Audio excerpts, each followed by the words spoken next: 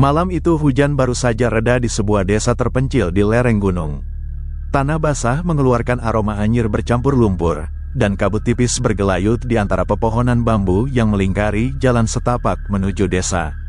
Sunyi, hanya suara serangga malam yang terdengar, beradu dengan lolongan anjing yang menggema dari kejauhan. Di pinggir jalan, di dekat sebuah pohon beringin tua, berdiri sebuah delman reyot. Rangkanya sudah lapuk, cat hitamnya mengelupas, dan salah satu rodanya tampak bengkok. Delman itu tampak seperti peninggalan masa kolonial Belanda, tua, usang, dan tak seorang pun di desa berani menyentuhnya. Orang-orang percaya, delman itu bukan sekadar kendaraan.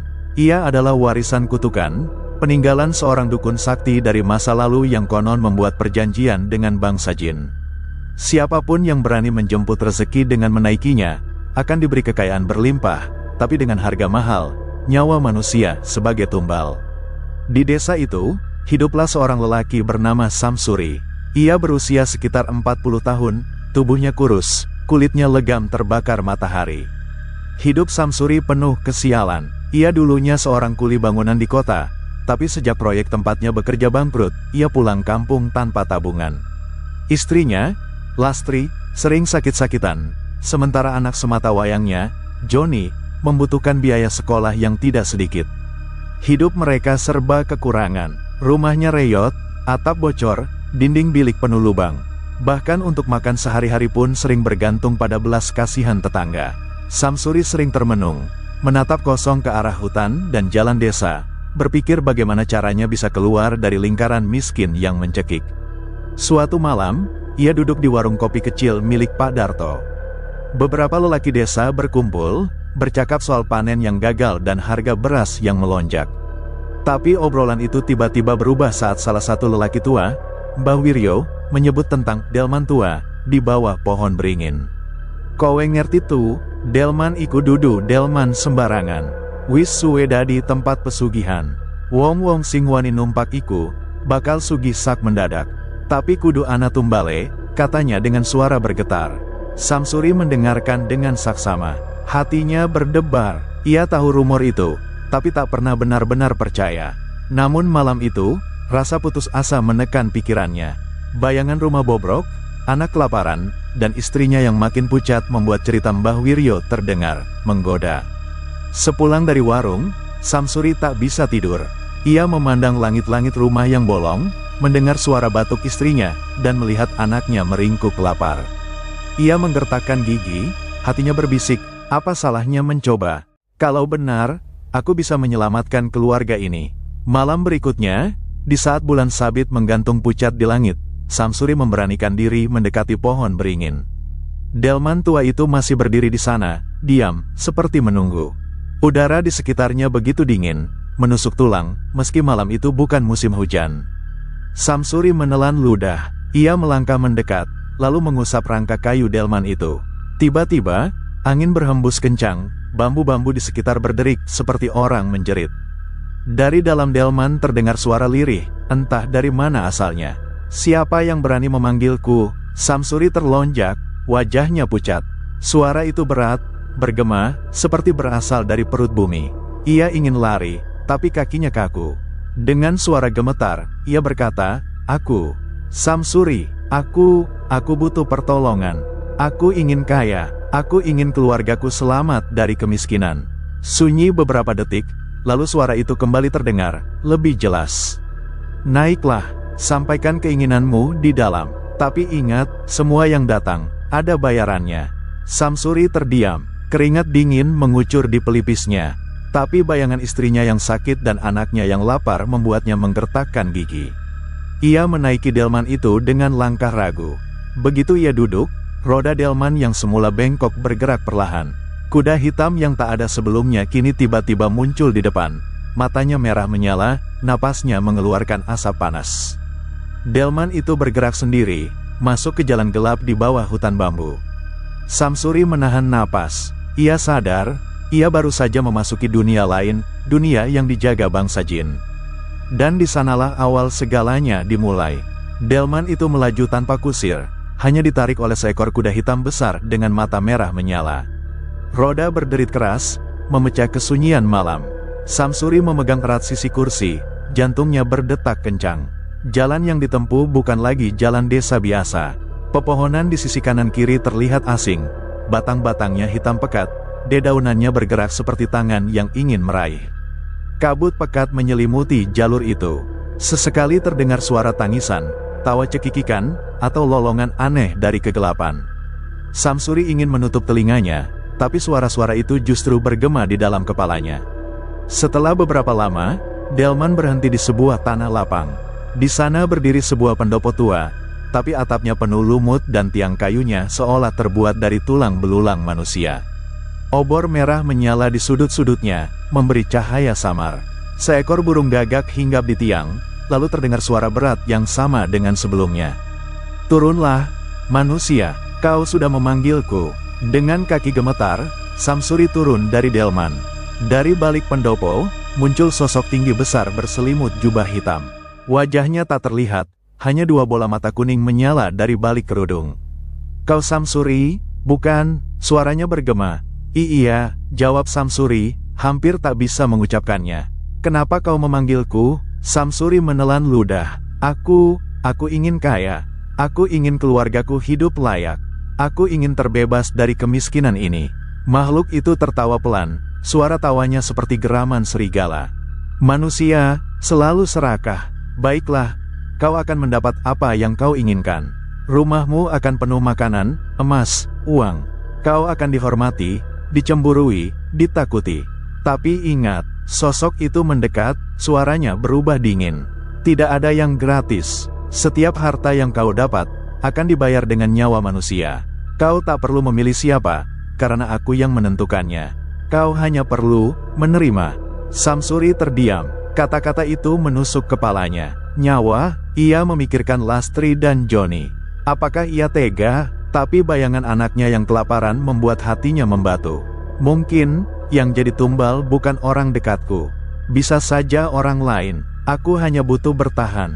Dengan suara bergetar ia menjawab, Aku setuju." Makhluk itu tertawa lebih keras. Api obor bergoyang kencang, angin menderu. Dari dalam pendopo, muncul bayangan hitam menyerupai kerumunan orang yang menangis dan meronta, seakan terikat. Samsuri memejamkan mata, tak sanggup melihat. "Mulai besok, kau akan menerima tanda.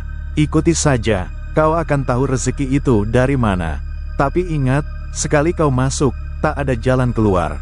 Delman bergerak lagi. Kuda hitam meringkik, asap keluar dari lubang hidungnya. Samsuri dipaksa kembali naik. Sekejap kemudian, ia sudah kembali berada di bawah pohon beringin, seolah semua yang terjadi hanyalah mimpi. Keesokan paginya, Samsuri bangun dengan kepala pening. Ia hampir yakin semalam hanyalah ilusi. Namun ketika membuka pintu rumah, ia terperanjat. Di depan rumahnya, ada sebuah karung besar. Saat dibuka, isinya uang kertas baru, menggunung. Lastri terkejut. "Sam, dari mana semua ini?" Samsuri tercekat. Ia tak bisa menjawab. Hanya bibirnya yang bergetar. Rezeki, Bu, rezeki." Hari-hari berikutnya, kehidupan Samsuri berubah drastis. Ia membeli genteng baru, memperbaiki rumahnya, membelikan Lastri obat-obatan. Bahkan Johnny bisa kembali bersekolah dengan seragam baru. Tetangga-tetangga terheran-heran melihat perubahan mendadak itu.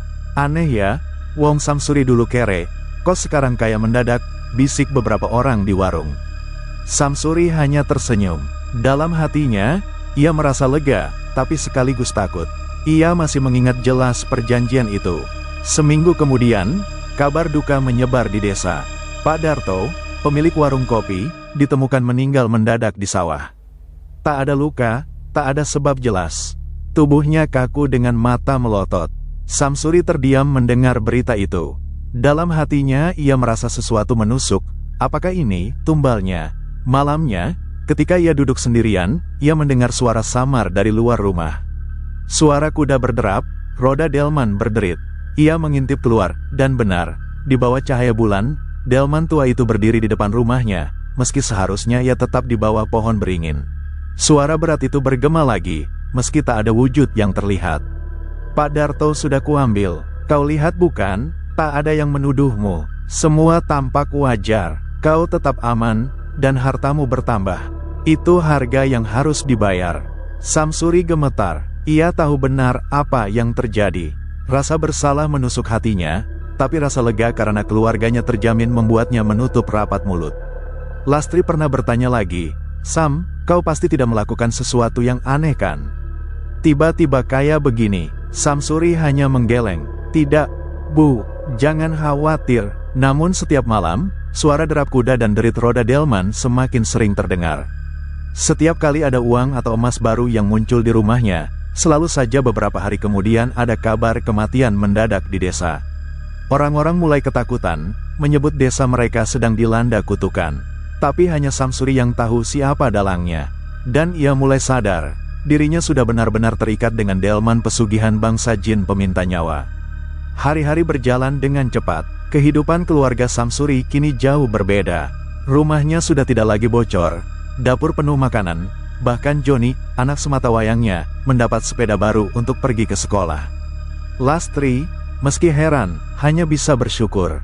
Baginya, perubahan ini adalah anugerah yang tak pernah ia bayangkan sebelumnya. Namun di balik itu semua, hati Samsuri terus diliputi kegelisahan. Setiap malam, ia tak pernah tidur nyenyak. Suara derap kuda dan derit roda delman seolah selalu mendekati rumahnya. Kadang ia bangun tengah malam, melihat bayangan hitam kuda raksasa melintas di jalan, padahal tak seorang pun di desa punya kuda sebesar itu. Suatu pagi, kabar mengejutkan mengguncang desa. Mbak Wiji, seorang janda penjual sayur yang setiap hari berkeliling kampung, ditemukan meninggal mendadak di dapurnya. Matanya melotot, mulutnya terbuka seakan berteriak, tapi tak ada suara yang pernah terdengar. Orang-orang geger, beberapa warga mengaitkannya dengan kejadian aneh yang terjadi sejak kematian Pak Darto. Ini sudah yang kedua, tanpa sebab jelas, bisik seorang tetangga.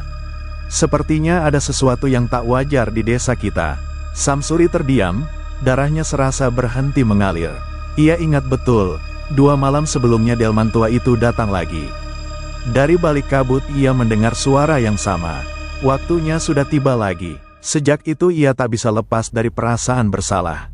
Namun bersamaan dengan itu, sebuah peti kayu berisi emas kecil-kecil tiba-tiba ada di ruang tamunya, seolah-olah muncul dari udara. Ia tahu betul itu balasannya. Kekayaan Samsuri yang datang tiba-tiba membuat orang-orang di desa mulai curiga. Dulu ia hanya petani miskin, kini rumahnya berubah jadi rumah paling megah di kampung. Sam ini aneh, tiba-tiba punya emas, punya uang. Dari mana asalnya? Kata seorang tetangga di warung. Jangan-jangan, dia pakai jalan pesugihan, sahut yang lain dengan nada takut. Desas-desus itu mulai menyebar. Lastri mendengarnya, lalu menegur suaminya malam itu. Sam, aku takut, orang-orang sudah mulai curiga. Mereka bilang kau dapat kekayaan dari jalan yang tak beres. Samsuri berusaha menenangkan istrinya. Tenanglah, Bu, itu hanya omongan orang iri. Aku bekerja keras di luar desa. Jangan kau pikirkan. Namun Lastri masih merasa ada yang janggal. Ia sering terbangun tengah malam mendengar suara roda delman berderit dari luar rumah. Padahal tidak ada jalan besar di depan rumah mereka.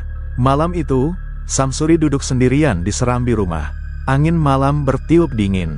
Dari kejauhan terdengar suara kuda berderap, semakin lama semakin dekat. Roda berderit pelan, kemudian berhenti tepat di depan rumahnya. Delman tua itu berdiri di sana. Kuda hitam dengan mata merah menyala menatapnya tajam. Tanpa kusir, tanpa penumpang. Lalu suara berat itu bergema, meski tak ada sosok terlihat. Samsuri, waktunya semakin dekat. Kau harus siap menerima konsekuensi. Nyawa akan terus kuambil. Tak ada yang bisa menolak. Samsuri mencoba memberanikan diri. Kenapa harus orang-orang di desaku? Kenapa mereka yang tak tahu apa-apa harus jadi korban? Suara itu tertawa, dalam dan mengerikan.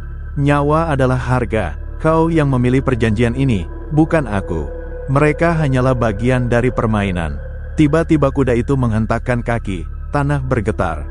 Dari dalam kabut di sekitar delman, tampak bayangan samar-samar orang-orang desa berteriak minta tolong. Wajah mereka ngeri.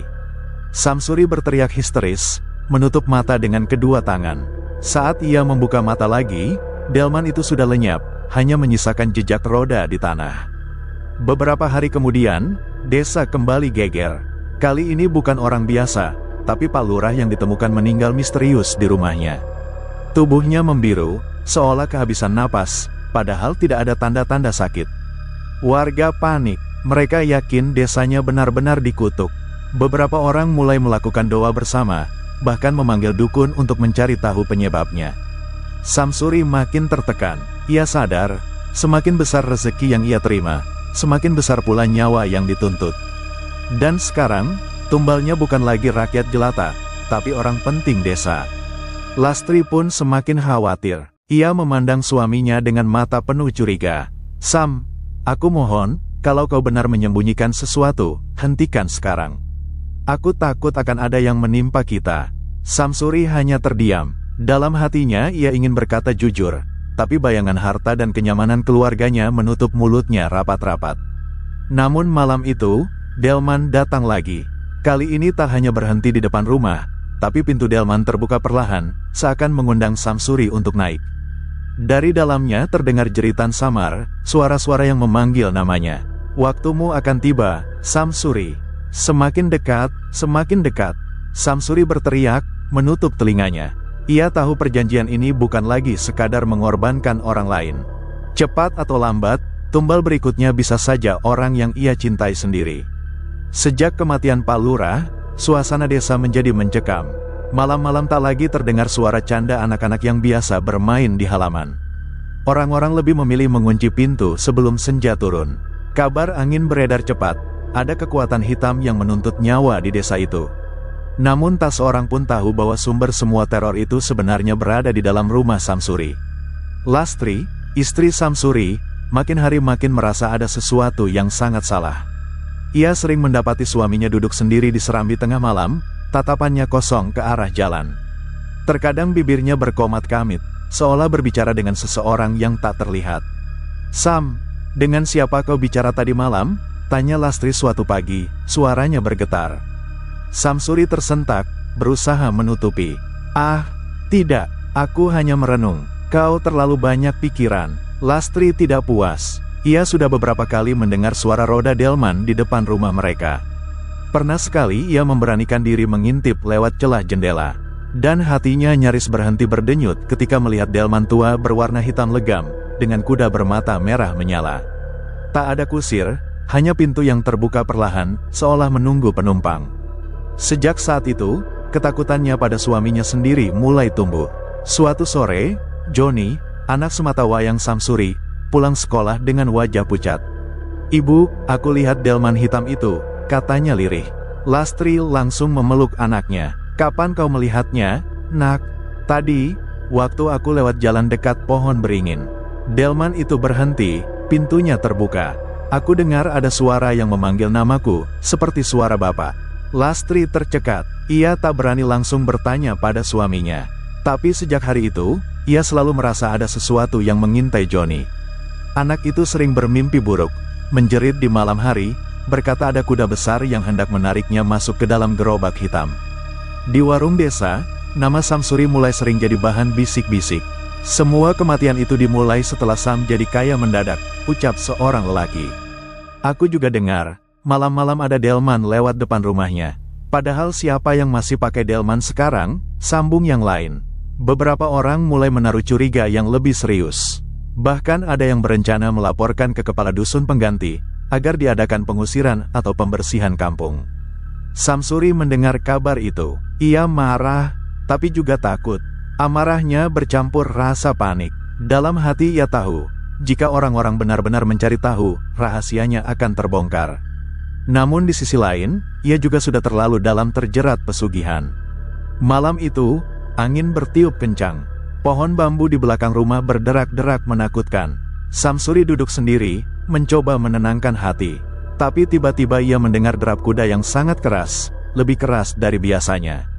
Delman hitam itu berhenti tepat di depan pintu rumahnya. Pintu delman terbuka, dan dari dalamnya keluar tangan-tangan hitam kurus, seakan hendak meraih siapa saja di dekatnya. Suara berat bergema, menusuk telinga Samsuri. "Perjanjian sudah kau langgar, Samsuri. Kau menolak menyerahkan yang berikutnya. Maka, gantinya akan kuambil dari darah dagingmu sendiri." Samsuri terperanjat. "Tidak, jangan, ambil aku saja, jangan sentuh anakku," teriaknya. Namun suara itu hanya tertawa, keras, menggema ke seluruh rumah. Lastri yang mendengar dari kamar langsung keluar, memeluk Joni yang menangis ketakutan. Saat itu, bayangan kuda hitam besar muncul di ruang tamu, meski pintu terkunci rapat. Matanya merah menyala, napasnya berbau anyir darah. Sejak malam itu, Joni semakin lemah. Ia sering sakit tanpa sebab, tubuhnya panas dingin. Setiap malam, ia bermimpi ditarik ke dalam delman hitam. Tubuhnya penuh memar, seolah ada tangan-tangan tak kasat mata yang mencekiknya. Lastri menangis setiap malam, memohon pada suaminya untuk mengatakan yang sebenarnya. "Sam, aku tahu kau menyembunyikan sesuatu. Aku mohon, hentikan semua ini. Kalau tidak, kita akan kehilangan anak kita." Samsuri akhirnya mulai goyah. Hatinya terhimpit rasa bersalah dan cinta pada keluarganya. Tapi setiap kali ia berpikir untuk melawan, bayangan delman itu selalu muncul, mengancam, mengingatkan akan konsekuensi. Delman pesugihan itu tidak pernah puas.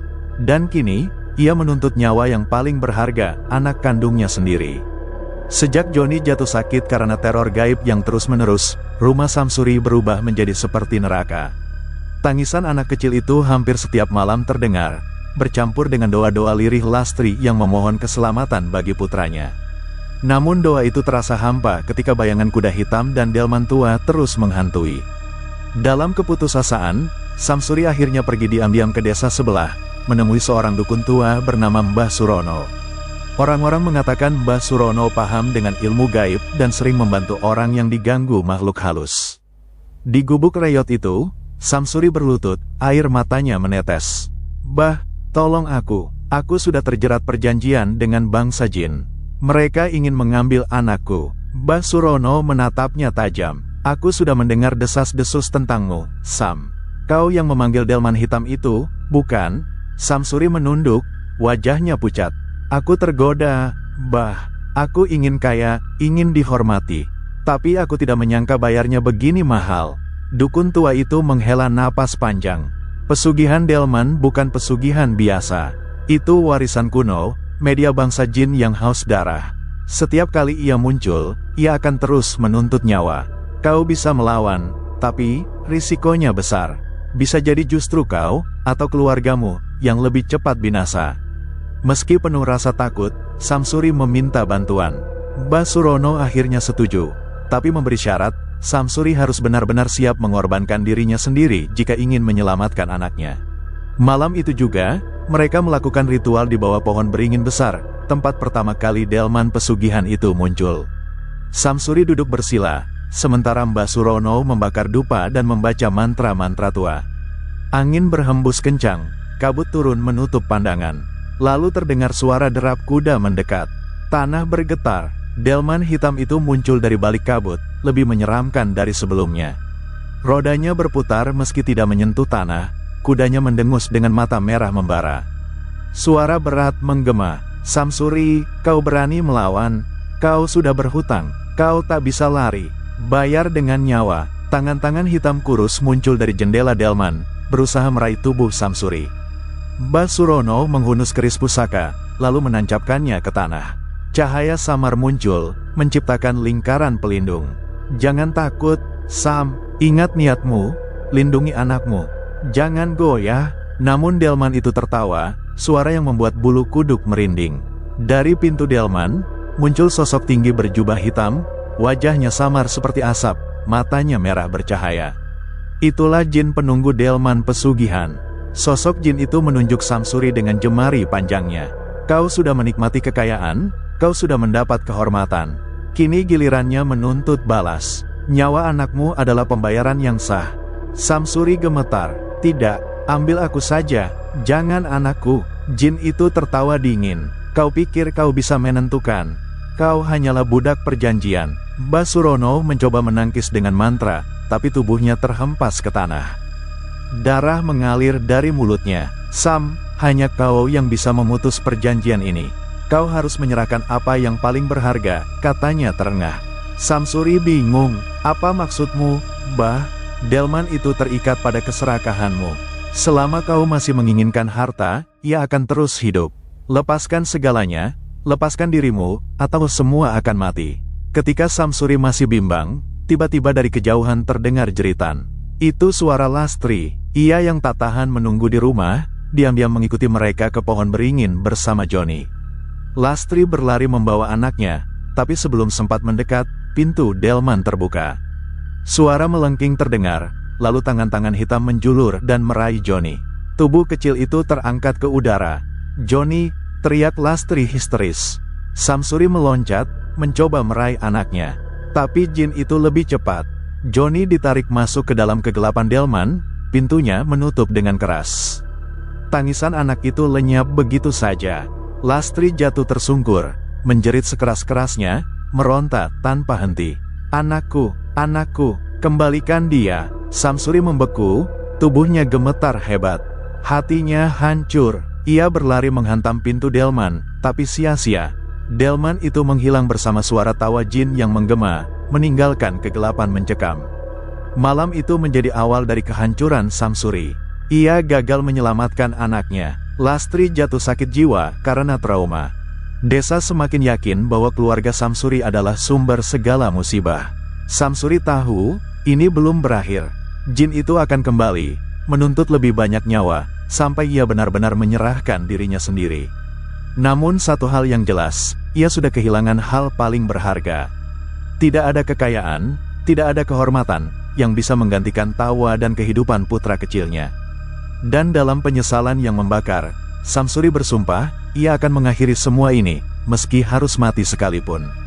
Sejak malam mengerikan itu, hidup Samsuri benar-benar berubah. Johnny telah lenyap bersama delman pesugihan, dan Lastri kini hanya duduk termenung sepanjang hari, menatap kosong ke arah pintu rumah yang tak pernah lagi diketuk oleh anak mereka. Terkadang ia tertawa tanpa sebab, terkadang menangis meraung, membuat tetangga semakin yakin bahwa keluarga Samsuri sudah terkena kutukan yang tak bisa ditebus. Namun bagi Samsuri, ini bukan akhir. Ia tahu jin delman itu masih menunggunya, dan hanya ada satu jalan untuk mengakhiri semua, menukar dirinya sendiri sebagai tumbal terakhir. Di malam bulan mati, Samsuri berjalan sendirian ke pohon beringin, tempat pertama kali ia melakukan ritual. Ia mengenakan pakaian putih sederhana, tanpa membawa apapun kecuali sebilah keris kecil peninggalan ayahnya. Suara jangkrik terdengar samar, angin malam mencekam. Setiap langkah terasa berat, seolah tanah berusaha menahannya agar tak melangkah lebih jauh. Namun ia terus maju, hatinya mantap. "Aku sudah cukup menanggung dosa," bisiknya. "Aku harus mengakhirinya malam ini." Saat ia tiba di bawah beringin, udara mendadak berubah dingin. Kabut hitam muncul dari tanah, dan suara derap kuda bergema dari arah gelap. Lalu, seperti biasa, delman pesugihan itu muncul, roda berputar di udara, kuda hitam meringkik dengan mata menyala merah. Pintu delman terbuka, dan sosok jin berjubah hitam keluar, tubuhnya menjulang tinggi dengan wajah samar dipenuhi asap pekat. "Kau kembali, Samsuri," suara beratnya menggema. "Apa kau ingin meminta kekayaan lagi? Atau menyerahkan tumbal baru?" Samsuri menggenggam kerisnya erat-erat, meski tangannya gemetar. "Tidak, aku datang untuk menyerahkan diriku. Ambil aku, tapi hentikan semuanya. Jangan lagi kau ganggu istriku, jangan lagi kau rampas nyawa orang lain." Jin itu tertawa panjang, suaranya membuat daun-daun berguguran.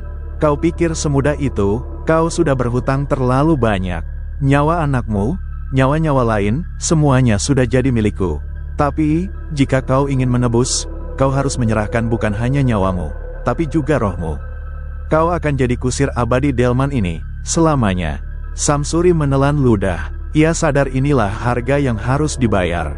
Tanpa ragu lagi, Samsuri menancapkan keris ke dadanya sendiri. Darah mengalir deras, tubuhnya goyah, tapi wajahnya penuh keteguhan. "Demi anakku, demi menghentikanmu, aku serahkan diriku," teriaknya dengan napas terakhir. Tanah bergetar, langit malam berubah kelam, kilat menyambar tanpa suara. Tubuh Samsuri terangkat ke udara, lalu perlahan-lahan menyatu dengan delman hitam. Jeritannya menggema panjang, sebelum akhirnya lenyap, meninggalkan kesunyian. Delman itu bergetar hebat, kudanya meringkik, lalu perlahan-lahan menghilang di telan kegelapan.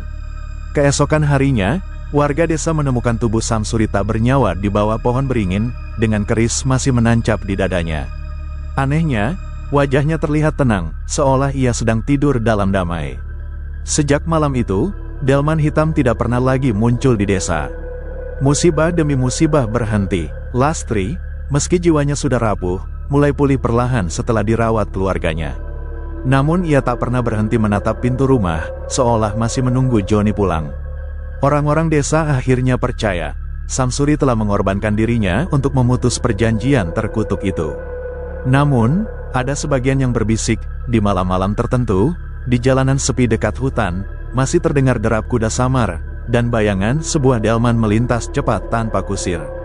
Mereka berkata, itulah arwah Samsuri, yang kini menjadi kusir abadi delman pesugihan bangsa jin, selamanya terikat, selamanya terkutuk. Kisah Samsuri dan delman pesugihan menjadi legenda di desa itu. Sebuah cerita yang diturunkan dari mulut ke mulut sebagai peringatan, jangan pernah tergoda oleh jalan pintas menuju kekayaan. Sebab harta yang datang dari bangsa jin bukanlah rezeki, melainkan jerat yang menuntut tumbal nyawa. Dan sekali kau menaiki delman itu, tak ada jalan kembali selain pengorbanan terakhir. Pesan dari kisah delman pesugihan bangsa jin peminta nyawa ini bisa ditarik menjadi beberapa pelajaran penting. 1. Jangan tergoda jalan pintas menuju kekayaan. Segala bentuk pesugihan atau perjanjian dengan bangsa gaib selalu membawa konsekuensi yang berat. Harta yang diperoleh bukanlah rezeki sejati, melainkan utang nyawa. 2. Setiap perjanjian gelap selalu menuntut harga. Jin, setan, atau bangsa gaib tak pernah memberi dengan cuma-cuma. Mereka selalu menuntut tumbal, dan pada akhirnya yang dikorbankan bukan hanya orang lain, tapi juga diri sendiri. 3. Keserakahan adalah akar kehancuran. Samsuri jatuh karena ia tak puas dengan hidup sederhana. Keserakahannya membawanya pada jalan terlarang, yang akhirnya menghancurkan keluarganya sendiri. 4. Rezeki sejati datang dari usaha dan doa, bukan dari pesugihan. Harta hasil pesugihan mungkin tampak menggiurkan, tapi selalu disertai kesedihan, kehilangan, dan kutukan. Sedangkan rezeki dari jalan halal, meski kecil, membawa ketenangan. 5. Cerita ini sebagai pengingat moral dan budaya. Kisah seperti ini sering diturunkan masyarakat untuk menakuti sekaligus mengingatkan generasi muda agar tidak mencoba-coba hal berbahaya yang bisa merusak iman, keluarga, dan kehidupan.